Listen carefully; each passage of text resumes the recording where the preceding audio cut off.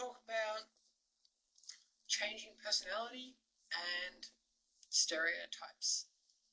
Because I feel like this is something that when you come out, you sort of get drawn towards perhaps a little bit performing an identity that you think will fit as a trans woman or a trans man, or even any other identity within the LGBTQIA plus community and umbrella. But you can also be assumed that you are performing when you're really not. You're just being yourself and letting out some of those pent-up interests and elements of yourself that have been hidden from view. People can sort of feel like you're performing, like it's like you're a totally new person. So I really wanted to address that today. First and foremost, why would we want to fit in? Why would we want to, perform a stereotypical version of a trans or other LGBT identity? And that's quite simply that we want to fit in. We want to belong. And, particularly from the situation that we've been in, we haven't belonged. We felt like an outsider. Even if we've been pretending and performing an identity that would put us into a particular group, we know that that's been fake. So we want to connect with people that we identify more with. And we feel like to do that, we need to perform and fit in with that category, that group. It's like any particular desire to fit in. So, there is that pull that I can understand. I've felt it. Perhaps sometimes I have resisted that pull and, drawn to certain things for that reason. And realistically, that's okay. There's nothing wrong with wanting to make it easier to belong and to get that feeling for yourself. And realistically, if you've been in my situation, or if you're a 40-year-old person or a 50-year-old person that's coming out, you've gone through a long time to not belong. So, you deserve to actually fit in somewhere. But, in my own situation, I feel like some of these things that people would say are stereotypes or me presenting to fit in really aren't. They've always been there. Like some things that definitely have been changing more outwardly over the last 2 years. Starting to listen to a wider range of music, that includes Pink, Lady Gaga, Miley Cyrus, one of my new personal favourites, Kim Petras, among others, Taylor Swift. Some people would see this as a real diversion for me. I have historically been into a lot of heavy metal, a lot of Metallica, Iron Maiden, AC/DC, Led Zeppelin, these sort of bands, and definitely still love them. Going to see Iron Maiden in September. But,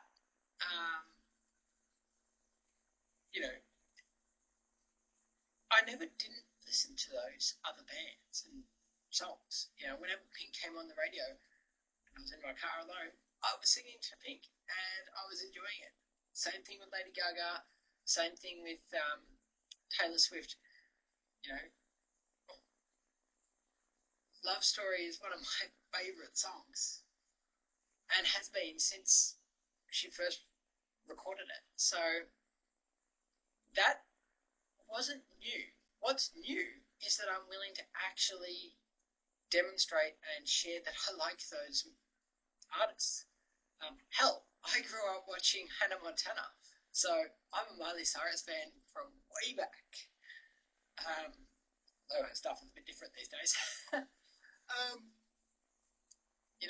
So it's just being free to actually recognise, first and foremost, but also to represent that I like these things. Because I didn't never not like them. I was just afraid that people would judge me, that people would call me gay if I actually commented on liking Taylor Swift outwardly. I've always been a fan of Pokemon. I've always been a fan of Digimon, Yu-Gi-Oh, Dragon Ball Z. This is what I grew up watching. Sailor Moon. Nothing's new there. There was a point where, when I was still watching them at like the age of 17, that I stopped talking about watching any of this stuff because it was like, oh, well, I'm a 17-year-old boy. I shouldn't be watching anime and cartoons, not particularly with the people that, I was socializing with at the time. But I've always still enjoyed and still liked that playfulness. I'm really a big kid at heart. I love Lego, have always loved Lego, and things like Pokemon and anime and fantasy in general and all that sort of stuff is just an extension of that. It's a bit more playful, a bit younger, a bit more colourful. So particularly, one, being able to embrace myself and just not care anymore what people think, and potentially as well being able to share some of those interests, particularly the ones that are seen as more immature, as with my son, his Pikachu in the background, has been really good. I've enjoyed it. We have a shared interest. We, have fun. And it's given me the freedom to just express that interest even more so because I know he enjoys it. And, I don't care what other people will say about me. The fact is that this is who I am. I'm a nerd.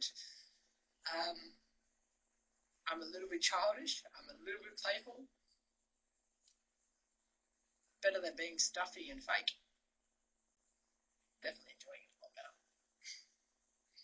I'm a lot happier. But, people still think of it as, oh, okay, well, you're wearing pink. You are now all painting your nails and you are enjoying that. That's new. So, well, I did spend most of my, a lot of my teenage years spending hours painting Warhammer. So I obviously liked painting and spending time. Maybe it's not much of a jump to find painting my nails calming. It's a slightly different thing.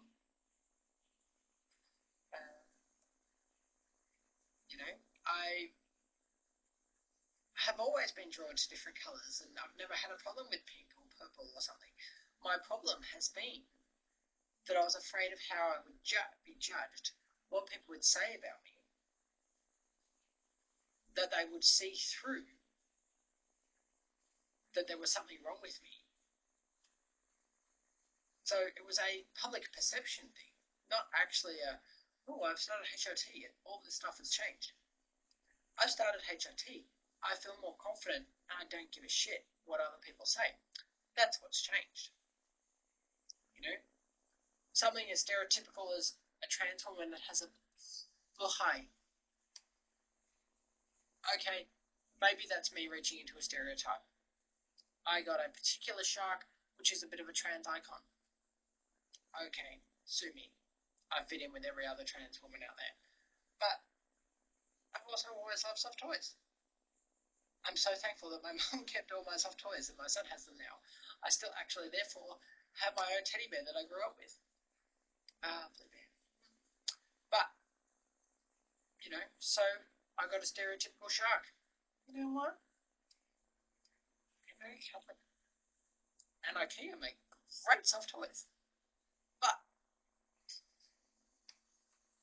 anyone who knows me really well, who can, see the things that I have bought kids over the time, the way I engage with children over the time, the way that I engage with my son, knows that these aren't things that I'm putting on to fit into a stereotype. These are just elements of myself that I'm letting go of. Just like the music. Just like perhaps watching a couple of different romantic comedies. I'm a romantic at heart. One of my favourite books ever written is Pride and Prejudice. Like, seriously. The others are Wuthering Heights, Emma, and then Dickens. pretty much anything Dick can throw, and that's less romantic. But the others definitely, romantic. Romeo and Juliet is a great play. Midsummer Night's Dream, also a great play. Romantic comedies. It's just that, again, God forbid I told my friends, let's go see Love Actually when it came out of the movies. Those are things that part of me has always wanted to do. I've just ignored it. So yeah, okay, maybe I'm fitting in with stereotypes. Maybe sometimes I am. There's nothing wrong with that.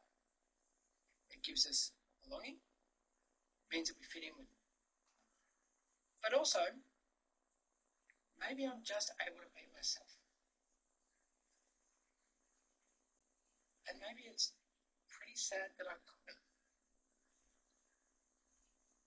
And that even now, when I am, people would question. But to other people, they are them. Some of them, okay, they don't go in for a blue eye. Who cares? They get caught up in the OnlyFans stuff and make some money that way. Great for them. They enjoy it. They make money. It's good for them. We each have a different way of being trans, and that's okay. We don't need to fit into a stereotype, but if we want to get that belonging, to get that feeling of connection, hell, that is okay.